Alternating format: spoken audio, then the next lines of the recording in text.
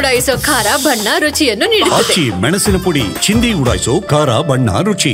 GST ದರ ಹೆಚ್ಚಿಸೋದವರೇ ಕಡಿಮೆ ಮಾಡ್ಬಿಟ್ಟು ಜಿಎಸ್ಟಿ ಉತ್ಸವ ಮಾಡಿ ಅಂತೇಳಿ ಎಲ್ಲ ಹೇಳ್ತೀವಿ. ಈಗ ಜಿಎಸ್ಟಿ 2017ರಲ್ಲಿ ಜಾರಿಗೆ ಬಂತು. 2017 ಯಾರು ಜಾರಿಗೆ ತಗೊಬಂದವರು? ಹಾಂ,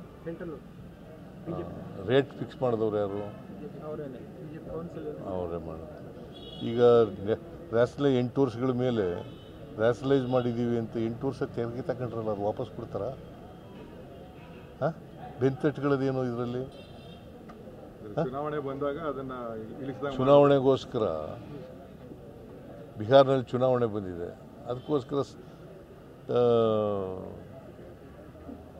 ನಾವು ಸರಳೀಕರಣ ಮಾಡಿದ್ದೀವಿ, ರ್ಯಾಷನಲೈಸ್ ಮಾಡಿದ್ದೀವಿ, ತೆಗೆದಾಕಿದ್ದೀವಿ ಅಂತಂತಂದರೆ ಇದು ನ್ಯಾಯನಾ? ಮತ್ತು ಇದರಲ್ಲಿ ಬೆಂತಟ್ಟುಗಳ ಅಂಥದ್ದು ಏನಿದೆ? 8 ವರ್ಷ ವಸೂಲು ಮಾಡಿದ್ದಾರೆ. ಇಷ್ಟು ರೇಟ್ಗಳು ಹಾಕಿದ್ರಲ್ಲ, ಜಿ ಎಸ್ ಟಿ ರೇಟ್ಗಳು ಹಾಕಿದ್ರಲ್ಲ, ಈ ರೇಟ್ಗಳನ್ನೆಲ್ಲ ಹಾಕಿದವ್ರು ಯಾರು? 8 ವರ್ಷ ತೆರಿಗೆ ವಸೂಲು ಮಾಡಿರೋರು ಯಾರು? ನೀವು ಅದನ್ನ ಅವ್ರ ಪರವಾಗಿ ಬರೀತೀರಿ ನೀವು ಅಂದರೆ ಮಾಧ್ಯಮದವರು.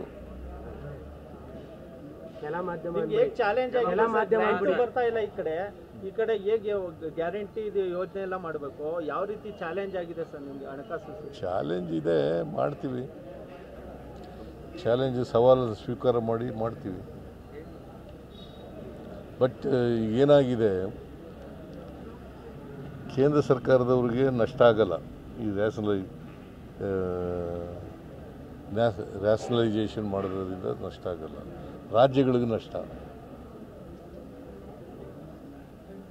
ಈಗ ನಮಗೆ ಸುಮಾರು 15,000 ಕೋಟಿ ನಷ್ಟ ಆಗುತ್ತೆ ವರ್ಷಕ್ಕೆ. ಈಗ ನೋಡಿ ಎಂಥ ಪರಿಸ್ಥಿತಿ, ಇಕ್ಕಟ್ಟಿನ ಪರಿಸ್ಥಿತಿ ಇದೆ ಅಂತಂದರೆ ನಾವು ರ್ಯಾಷನಲೈಸೇಷನ್ ವಿರೋಧ ಮಾಡೋಂಗಿಲ್ಲ, ಸ್ವಾಗತ ಮಾಡಬೇಕು. ನಷ್ಟ ಆಗೋದು ನಮಗೆ. ಇದೆಲ್ಲ ಅವ್ರಿಗೆ ಅರ್ಥ ಆಗ್ತಾ ಇರ್ಲಿಲ್ಲ ಅಂತ ಕೇಂದ್ರಕ್ಕೆ ರಾಜ್ಯದ ಕಷ್ಟಗಳು ಅರ್ಥ ಆಗ್ತಾ ಇರಲಿಲ್ಲ. ಅರ್ಥ ಆಗುತ್ತೆ, ಅವ್ರಿಗೆ ಬೇಕಾದ ರಾಜ್ಯಗಳಿಗೆ ಕೊಟ್ಕೋತಾರೆ. ಬೀದರು ಅಲ್ಲ, ಬಿಹಾರ, ಮಧ್ಯಪ್ರದೇಶ, ರಾಜಸ್ಥಾನ, ಒಡಿಸ್ಸಾ, ಉತ್ತರ ಪ್ರದೇಶ ಅಲ್ಲಿ ಕೊಟ್ಕೋತಾರೆ. ಬೇರೆ ಏನಾರು ಆಗಲಿ.